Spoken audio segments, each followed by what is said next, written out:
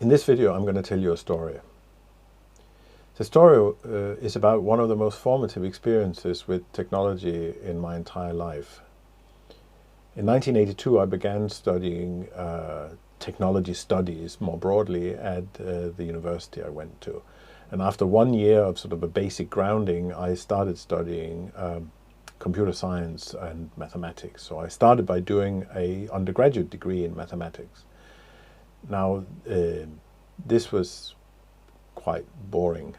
I quickly determined that I was not going to be very good at mathematics. We had, when I started studying computer science, we had a visiting professor, a visiting researcher, and he had built a game or continued on others' efforts to build a game. And I played that game quite extensively for a long period of time. And this was, for me, really, really interesting. So the game was called Hack. It later on became NetHack, and I think the source code for this became embedded in a game called Diablo, which is a more graphical user interface version of it. This person is a Dutch graph theoretician called Andries Brouwer, and he was at least then married to a Danish woman, so they wanted to spend some time in Denmark, and so he came to teach me at my university. And apart from being this very gifted mathematician who got an honorary doctorate from my university, as we can see here, he's the guy to the right side here, so he would teach me computational complexity, or sort of what are the limits of algorithmic power using Turing's church thesis, and this is what he would teach us. But apart from that, he had this game that he was building on called Hack, and you can read about it in his Wikipedia page. And so we are sort of in the mid-80s. And I'm going to compare this game to something much newer. So here, this is Cyberpunk1080, which is one of the most advertised games, I would say probably ever. And as a big fan of Blade Runner, the Blade Runner movie from '82, this is, of course, the Mike Pondsmith game that I never played, called Cyberpunk, was made into this game by a Polish company, CD Projekt Red. So, of course, I'm not going to engage in all the discussion on whether it was a botched launch of it. There is a massive debate, and I think it's very interesting to follow, but there's got nothing to do with what we're going to talk about here. Other than I have played this a little bit, not too much. I don't have time. I have to make these lectures for you guys. But to start a comparison, we need to see, okay, so what was the game I spent so much time playing in the 1980s? So Hack was a game, I never played it in color, I only played it in black and white. But on the top right-hand side here, you can see, right up there, you can see a floor plan. So this was a game where you would be a person represented by an @ sign. When you started, you would have a little dog. I think there was a little D, and it would follow you around. And you would then explore this map that will be lit up. You would build the map as you walked around. The game was hosted on a mainframe computer, and I accessed it through this ADM22 dumb terminal. And all the characters in the game were letters. They were ASCII letters. And you would choose what type of person you would be, what type of character whether you would be a wizard or whether you would be, I can't remember what you would be, but there was like 3 or 4 different things you could choose to be. And you would discover and build this map as you played. And you could then buy things if you collected enough coins or valuable things. I think you could only pay with coins. You would go to a shop. There would be a shopkeeper. One of them was called Upernavik. He was particularly interesting. They all had, each shopkeeper had their own personality, and you would engage with them. Some would be very nice, others would be rude, and you could buy stuff from them. You had you could teleport if you had a wand of teleportation, so you could teleport out of this shop. So you would avoid paying, but you better know where the exit was to the next level down, because otherwise the Keystone cops would come and fetch you. And there was a whole row of policemen that would run after you, and you would die if you didn't manage to escape to the next level down. So you would pick up money and armor, etc. You would kill these monsters. There would be orcs, imps, and dragons. The dragons was the big D. There were all these characters, as you can see in the monster category here. You could drink potions, you could read scrolls, and you could use wands to sap various things. And you could sap scrolls to using a particular wand to make them into a category that was more useful. You could teleport, as I say. You could receive in-games email. So if you got an email, so this was in 1983, 85. Imagine at then time we used email, but only internally within university. If you were in the middle of playing and somebody sent you an email, the postman would appear and say, I have a letter for you, and you could open it and read it, and that would be an email, and you could continue playing.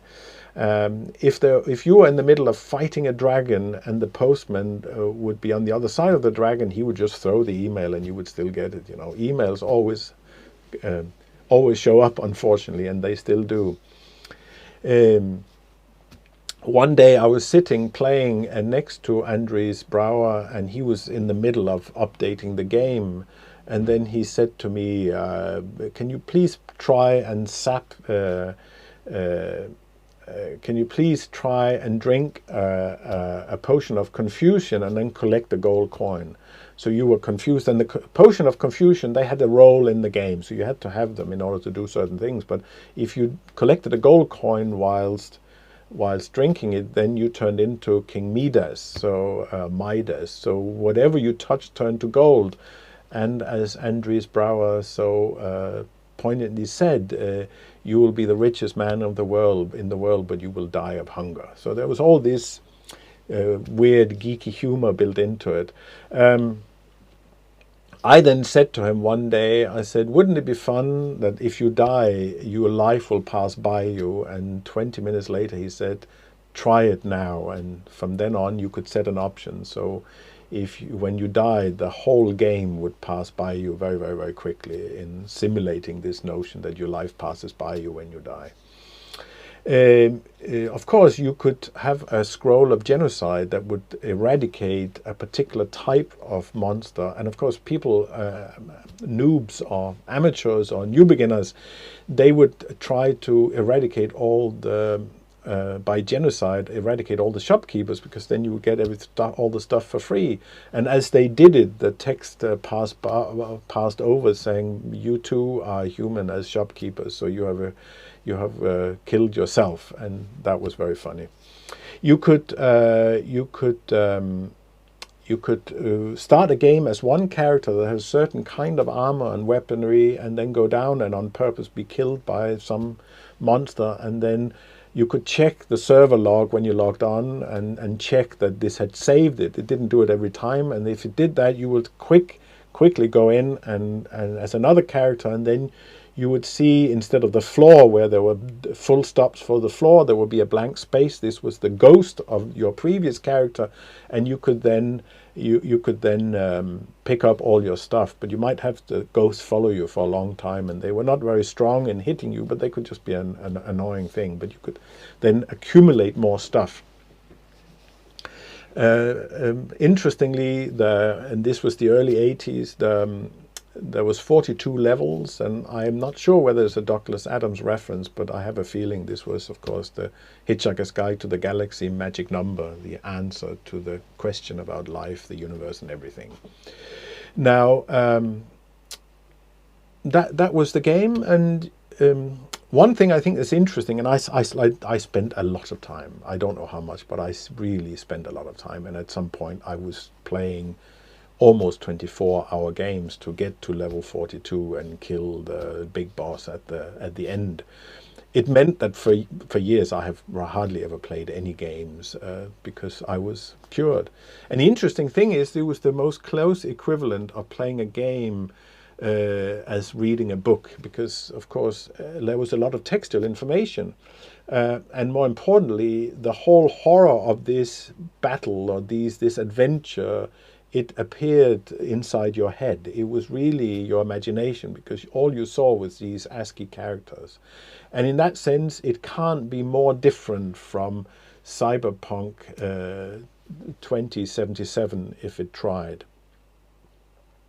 Because, of course, one of the characteristics of this game, which takes the Grand Theft Auto series of games to, in many ways, a whole new level, also in terms of bugs, it is sublimely graphical, and it requires very fast machines. Indeed, that's why people who have previous generation consoles, they have complained that it's not. You really need a very fast PC. But if we try and characterize in terms of sort of abstract affordances, what is the game then? And I've listed that here. It's played on a stream. I play it not on my, I don't have a PC, but I have a stream cloud service. I use Steam and NVIDIA's GeoForce, so I just run it on my Mac laptop, and it runs in the highest setting because it's just all streamed over a fast internet connection. So it is a mainframe and a dumb terminal, interestingly enough. Nothing has happened. V is the person. You can you don't have a dog, but there's a hack, so you can maybe find a cat if you want. You might be able to name it as you could name your dog in Hack. You choose what type of player you want to be, and some archetypes, and then you can modify all sorts of things, your armor, your everything, apparently also genitals, although I haven't tried that. But the point is, most of these are cosmetic and they don't matter anything in the game, but some things do matter, namely how you balance between these points you have available to you as to cleverness versus strength and armor and everything. You cannot become a ghost and rip off equipment of previous players, but Keanu Reeves is a persistent ghost in the story that follows things, so there still is a ghost in it. You do not only walk around, you can also use one of the ridiculous vehicles to drive in, or motorbikes to ride on.